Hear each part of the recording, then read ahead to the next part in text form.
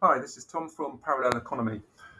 Today, I think you'll be interested in this if you've had your bank account frozen or any of your friends or relatives and you really want to know what's going on. I'm going to look at the anti-money laundering industrial complex, as I'm calling it here. Money laundering is a crime, but as I'll show you, it's just not being solved at the moment. The UK anti-money laundering regime disrupts less than 1% of the estimated 37 billion of laundered money in the UK annually. And on top of that, it's costing UK businesses £27.8 billion to run this system on behalf of the UK law enforcement. So clearly, if it's detecting less than 1% of the money they think is being laundered, and it's costing all this money, it's not effective. On top of that, your personal information, if you've been reported, stays on a database for 6 years without your knowledge, and it's accessible by law enforcement and other government agencies. You've got to ask yourself if this is an acceptable loss of privacy for what is actually being achieved. Our current money laundering regulations were introduced in 2017 and apply to any organisation handling money, and they have to maintain a system of controls to detect money laundering. It applies to banks, stockbrokers, solicitors, and if you don't have an adequate system, you can be subject to huge fines. NatWest Bank was fined over £300 million for not operating its system effectively. The bar of suspicion that you've had a suspicious activity is set very low. It can't be a vague feeling of unease, but anything above that level, a vague feeling of unease that there's a suspicion, you should be reported. And if you're not reported, then as I said, you can be fined. And individuals working for those organisations have criminal liability for not operating the system correctly.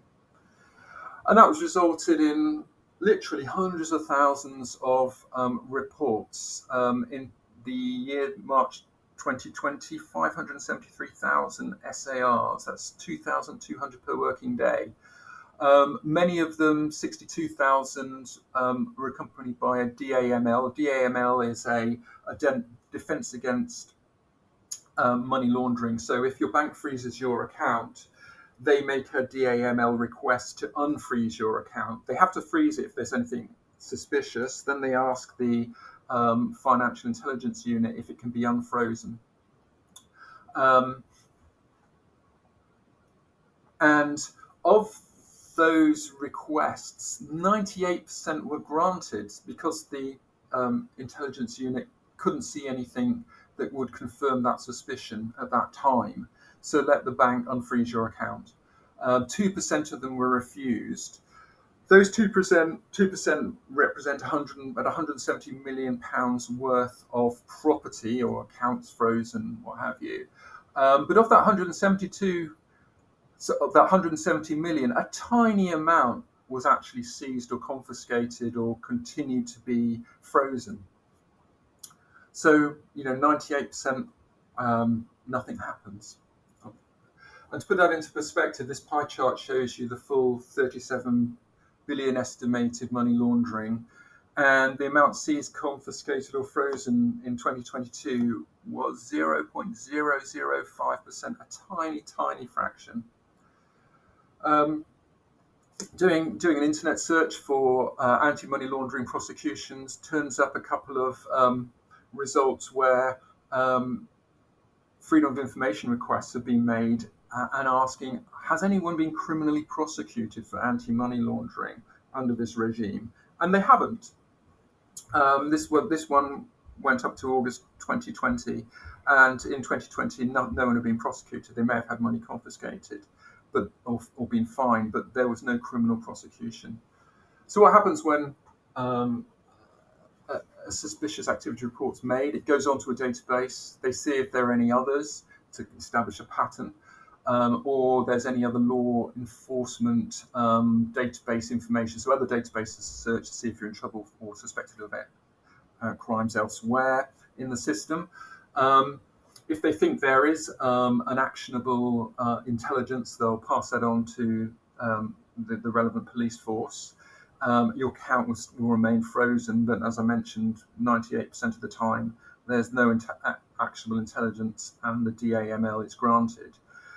But your SAR remains on the database for 6 years, and it's often used not just for money laundering. So some serious criminals have been tracked down using the information which is in the SAR. So it'll give known emails, addresses, etc., which you've given to the bank. So the bank passes that on, and it's on a database and can be used to hunt you down if you've done something wrong, which is okay as far as I'm concerned.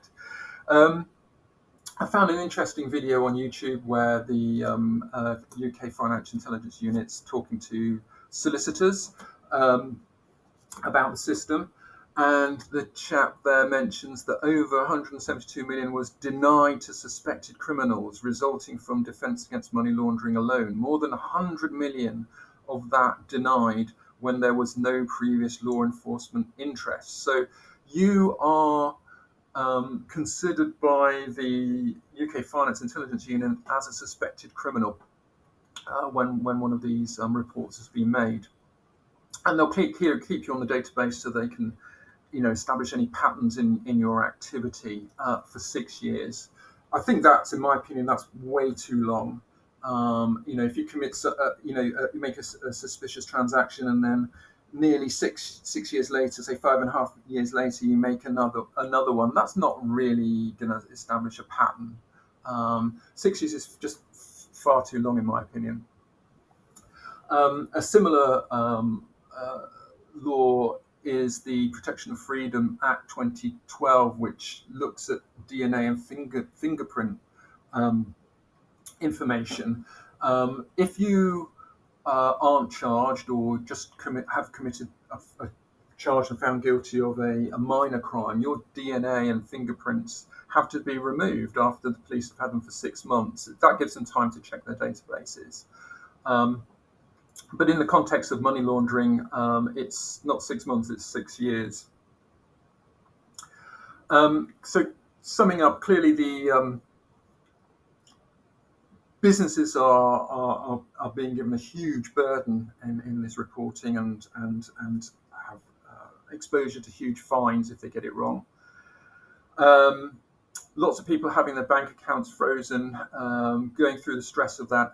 I've had it happen to me, not knowing what's happening or what you've done is quite distressing. A lot of people aren't happy, and all of this to eventually track down relatively small amounts of money. So we have this huge edifice of this huge system which is being forced on us by technocrats, and it's not solving the problem.